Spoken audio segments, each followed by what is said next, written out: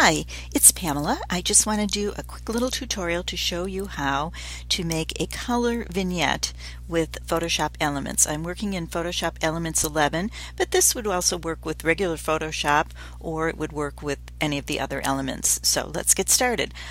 Here's the image that I'm using, which is a bird in hand from the Graphics Fairy.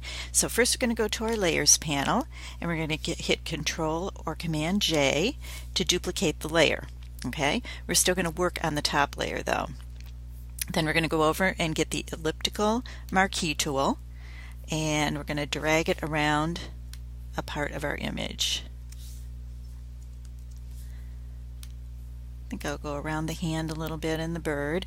I'm going to stop there, and I'm going to go up to Select and Transform Selection, because I would like to make the selection a little bit bigger, and this is probably the easiest way to do it in this program. And maybe a little more narrow, so we have more of a vignette around it. Okay, I'm going to click the check mark. Okay, so we're going to leave that in position. Now I'm going to go back to Select, and I'm going to go to Feather. When I go to Feather, it's going to come up, yours is probably going to come up here with like 2 or 3 or 0. I'm changing my feather radius to 80 pixels, and I'm going to click OK.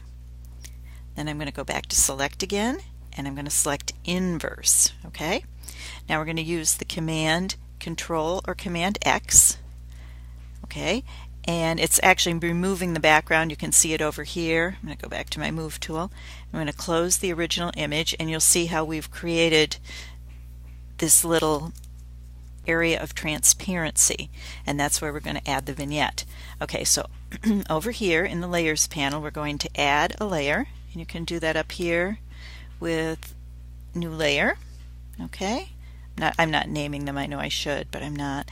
I'm going to move this down to between these two so that it's below the layer where we just took out some of the pixels.